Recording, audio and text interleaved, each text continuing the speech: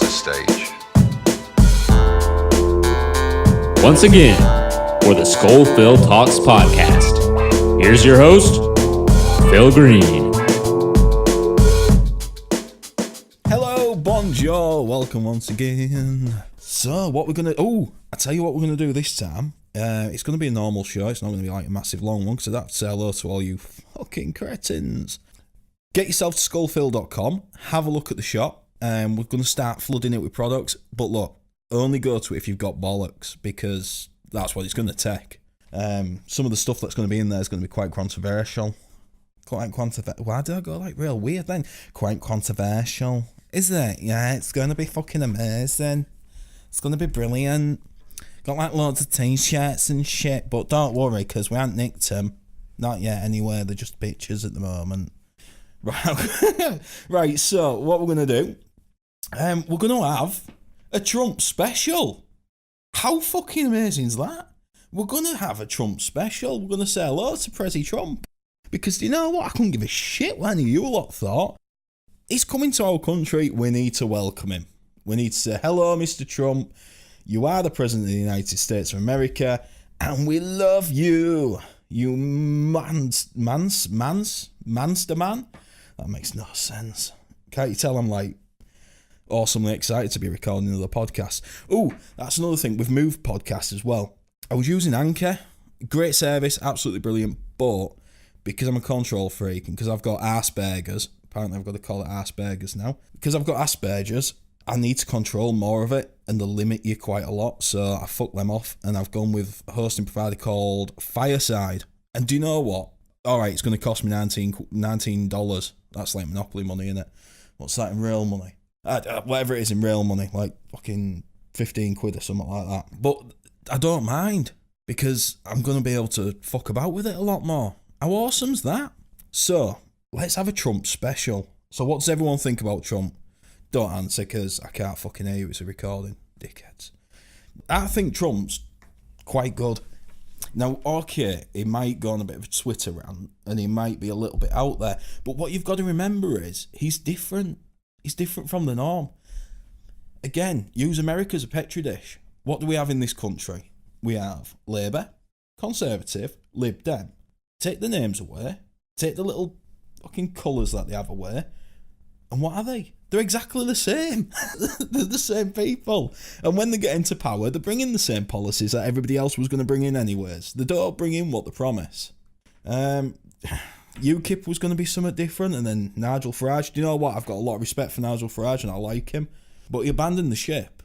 He said, right, that's my job done with... well, he doesn't talk like that, does he? He's a bit froggy. Well, that's my job done. I can't do him. Sorry. the impression's going to have to hold fire. But basically, this chair's really creaky. It's either that or it's my spine. And I ain't got one of them, so it can't be that. This is how professional I am. I've got a cup of coffee and I'm drinking while I'm talking. So, hey, watch this. How trampified was that? I feel like someone off Greatfield. So, let's think. What can we say about little old Prezi Trump? Do you know what? Sadiq Khan, ram your fucking head up your ass.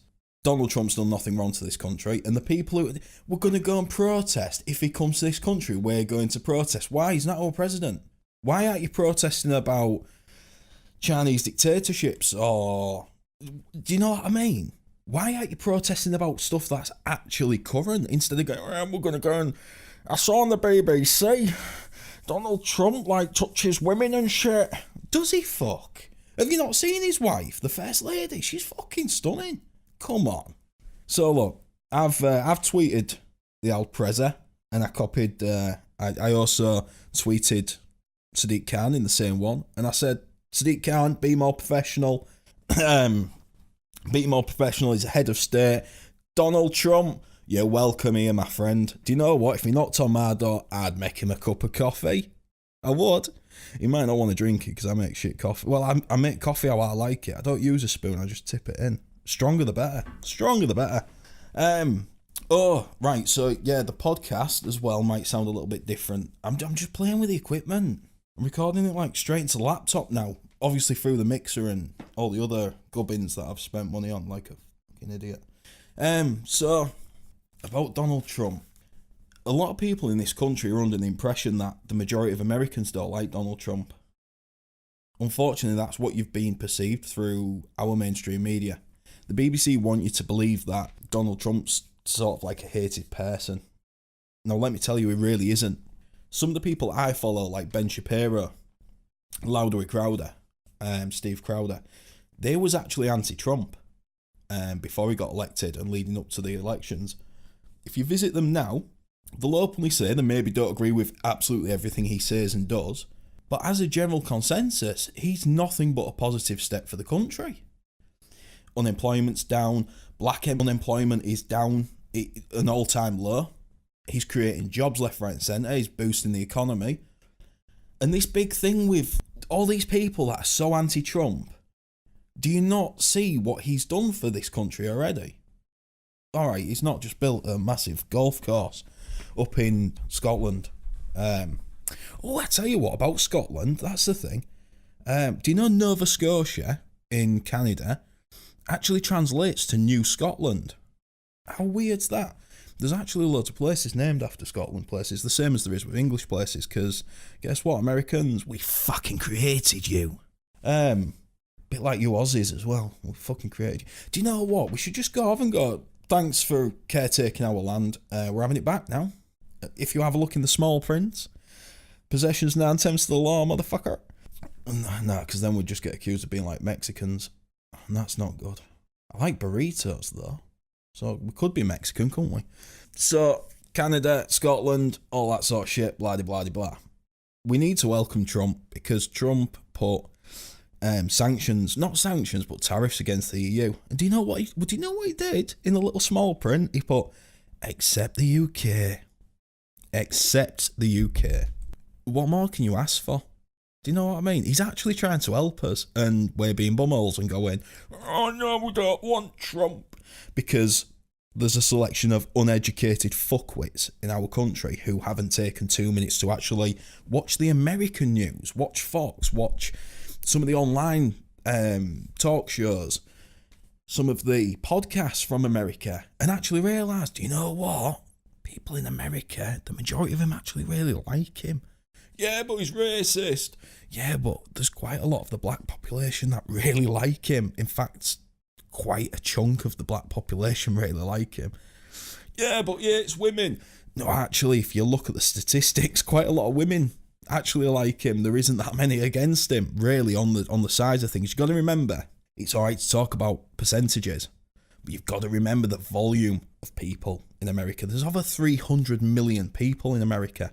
So when they say, oh yeah, but there was only 36% of females voted for Donald Trump.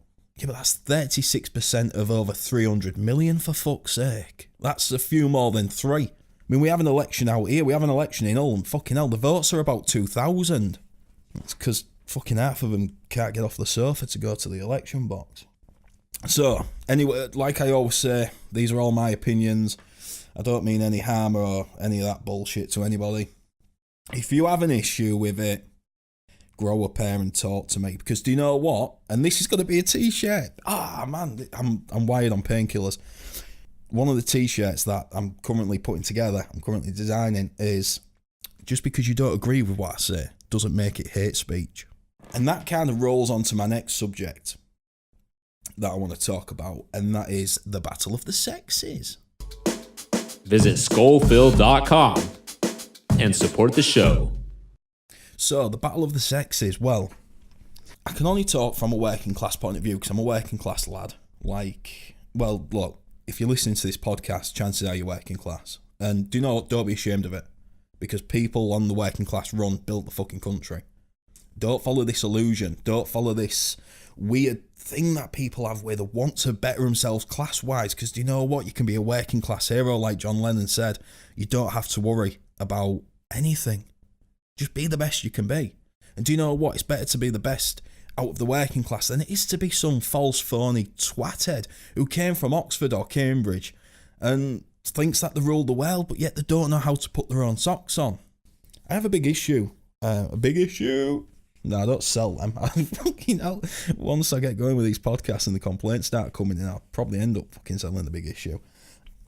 I have a bit of an issue when it comes to universities, because there's too many people who are coming out of universities, or who, do you know what, not necessarily people coming out of universities, but there's too many students who've gone into the universities, and there's too many people who leave school and go to college. When they go to college, they start thinking that I'm not school anymore, I don't have to wear a uniform, I'm not doing GCSE, so that's it, I'm the next step up the ladder.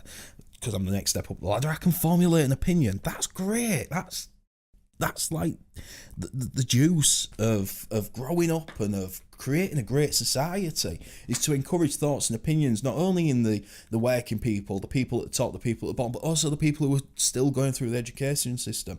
I think that people, even at the age of 8, kids should be encouraged to have ideas and opinions and thoughts, and they shouldn't be punished for them. If a kid wants to stand up and question something as massive as the Holocaust, in history, they should be rewarded for that, because it's encouraging them not to be a sheep. That's for my Welsh listeners, just get them a bit excited. So, look, at the end of the day, I suppose the way to look at this is, when people go to university, there seems to be this weird transformation where they go from a normal adolescent, mid to late teen sort of age, and they transform into this weird leftist sort of, I don't know, it's really weird thing. It's like the right and the left in politics are swapped over, because what's happening is the left say, you have to speak like this, you can't say that, you can't say this, you must do this, you must do that, this is how you must act, you must accept these people, you must do that. That's fascism, and they don't realise that. Now, right, let me go back through history and maybe describe something to point this out. Imagine a group of people who, if you didn't agree with what they said or how they felt about something, they came and smashed up your town, your business, your school, your university. Would you describe that as fascist? Because I would, personally.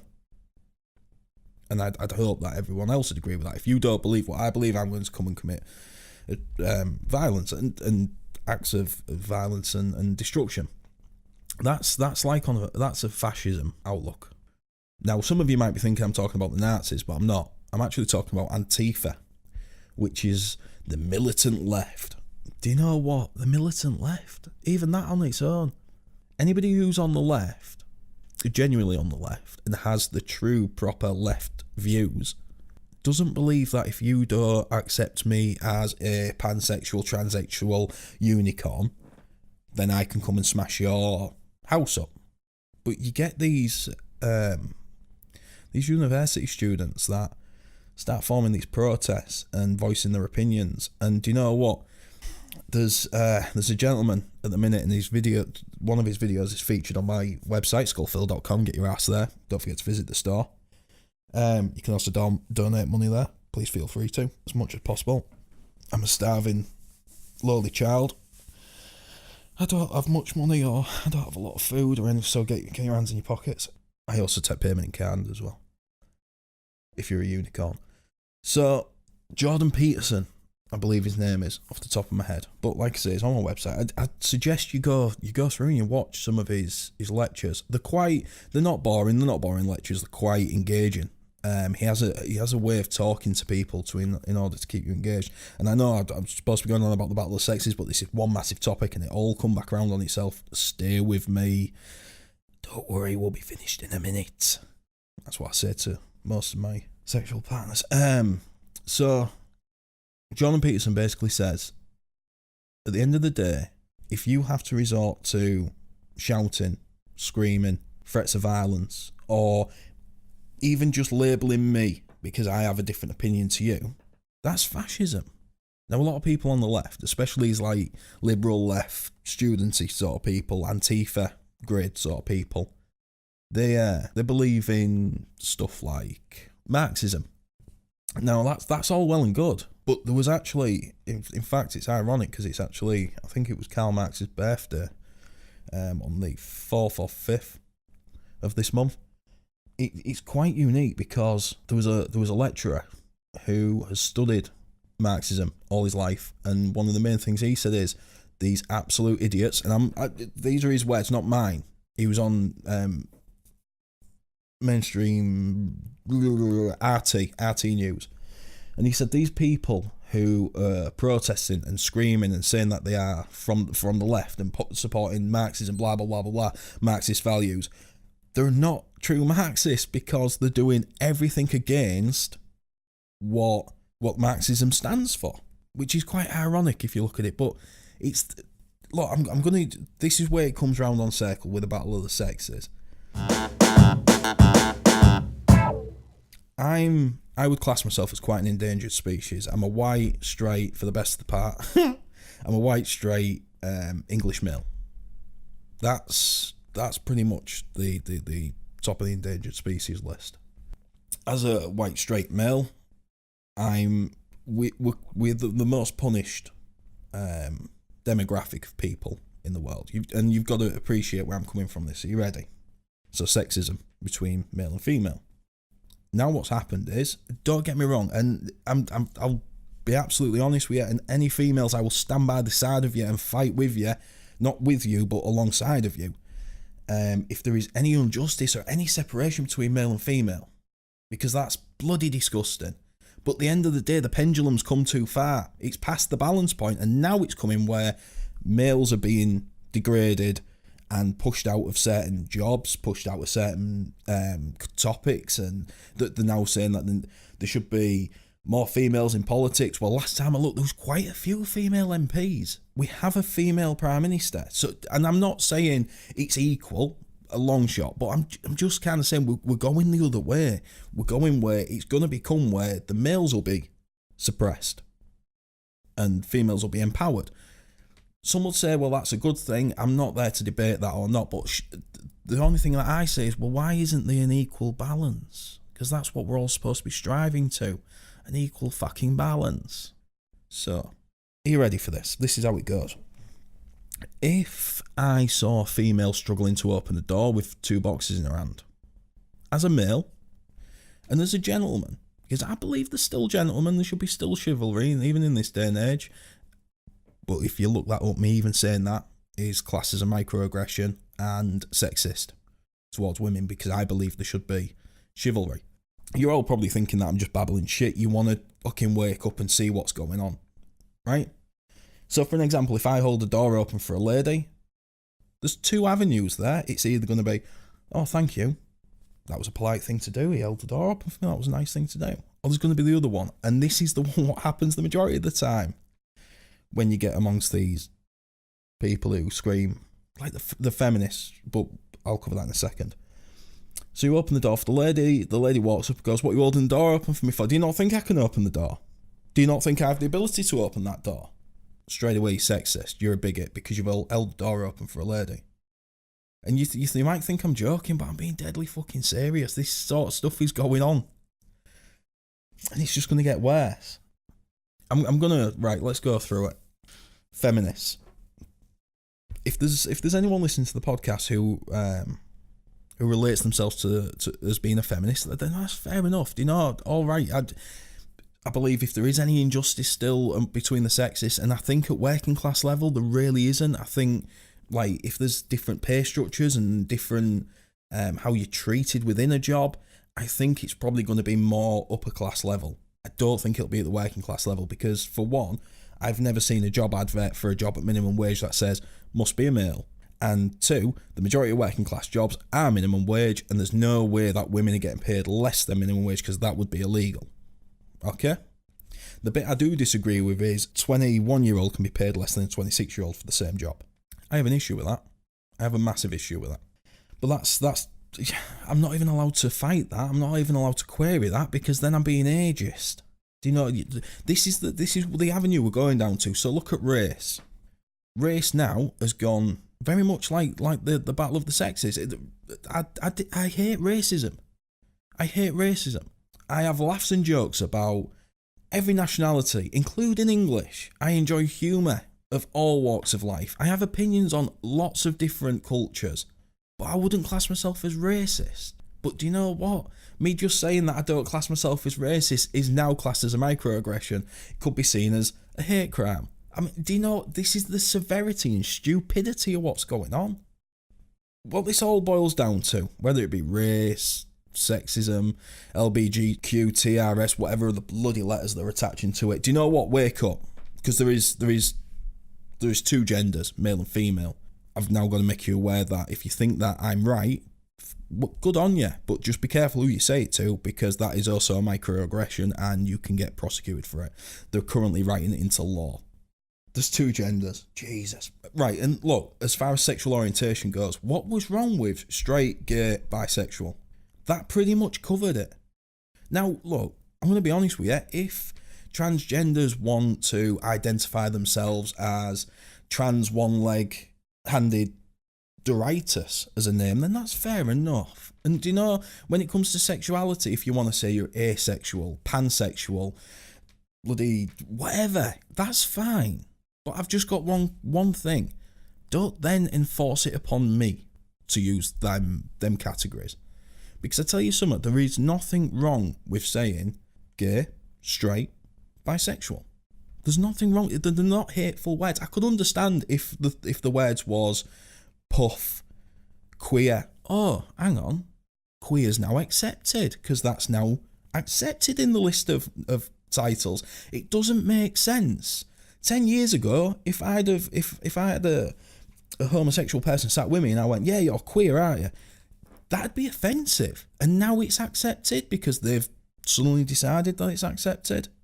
Unbeknown to quite a few people, I actually have quite a lot of friends who are on the transgender spectrum or route, or my ignorance a little bit, I don't know the correct terminology of what it'd be, but are on that sort of path, whether they be male to female, female to male.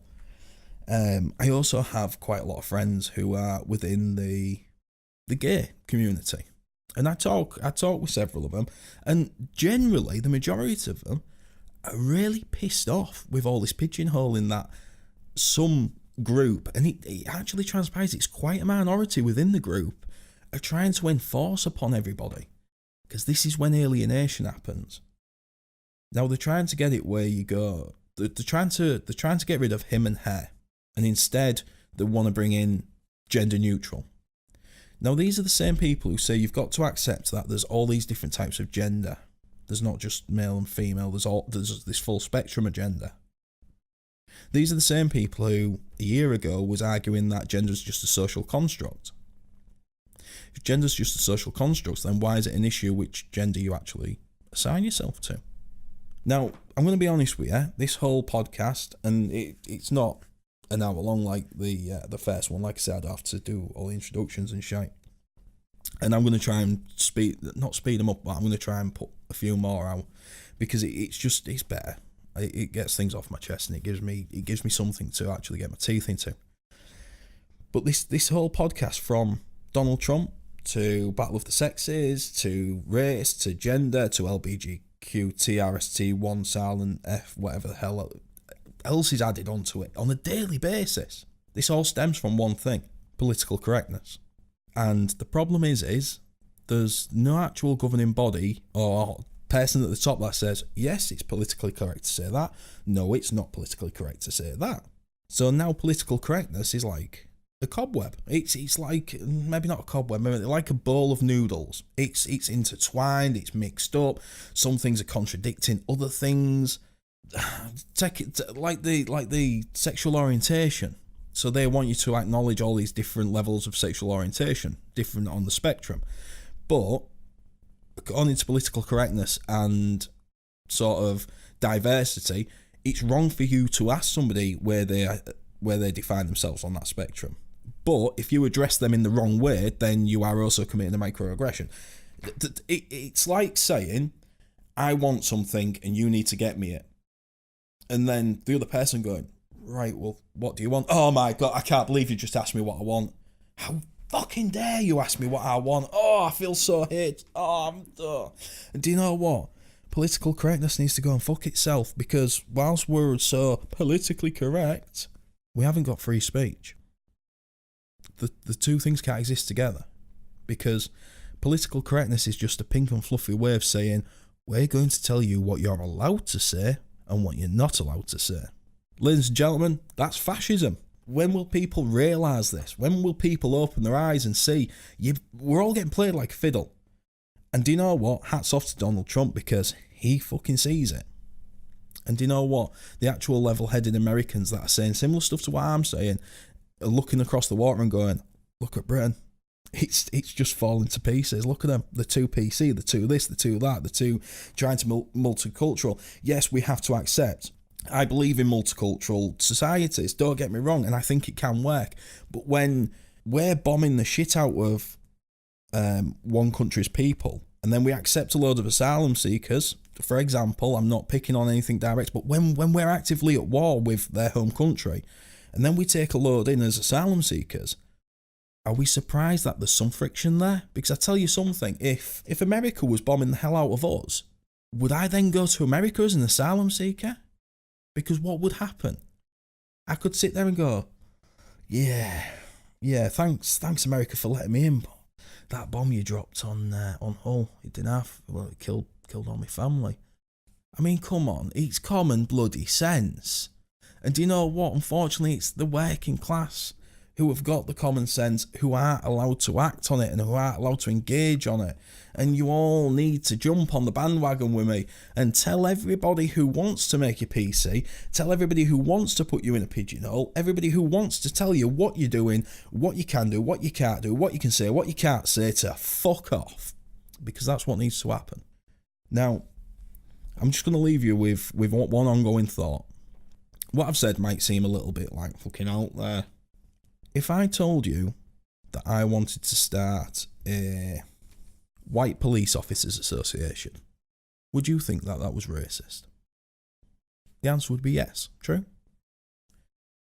Google Black Police Officers Association. And if you've actually got the time, look at their mandate, because I think it's the third line down that dictates you must be basically ethnic minority or person of colour to join. Is that not racism? I have no problem with that. I have no problem with the Black Police Officers Association. That's fair enough. Happy days. But let's have a bit of fairness. You know, if we can have parades for gay pride, brilliant. Celebrate it. Do you know? Empower yourself. Do you know it's great that you can be open and then the gay parades can go and do you know really enjoy themselves? But if we had a straight parade, how many people would protest? How many people would say you're bigoted, you're homophobic? The pendulum's gone too far the other way. And this is what's destroying our society. And do you know what? No outside force needs to do anything for Britain to destroy itself, because we're already doing it. We're already imploding. The people, the general consensus of people either don't give a shite or are too interested in being politically correct. And it's a shame. Right, guys, enjoy yourselves. Peace out, motherfuckers. Welcome to the family. My family, anybody that listens to this, do you know across all the platforms, I've had the first week, the first podcast has had about 60 listeners, unique listeners. For an initial, I can't say that word, an initial launch, that's absolutely outstanding. Like I say, even if it was just me who listened to these in 6 months or whatever, or whenever I decide to put a bit of rope around my neck, that's all it was really for. So I'm really chuffed to bits that I can bring other people along, entertain you. You can listen to me waffle for half an hour or so and take the piss out of me. Right, guys, take care, take it easy. There'll be another one out in a couple of days. Bear with me, because I'm going to try and get a bit of a schedule together. I want to try and get a bit of order to them. Maybe cover certain topics on certain days, or maybe just see what's trending. And we're also going to start bringing in guests soon, both physically guests who will be sat with me, and also telephone guests. I'll do a blog post, a written blog post, I think, as we start progressing on that, and get some of you guys involved, and just see where we go from there. Right, peace out, and I'll see you next time. Thanks for listening. Visit SkullPhil.com to stay up to date and support the show. See you next time.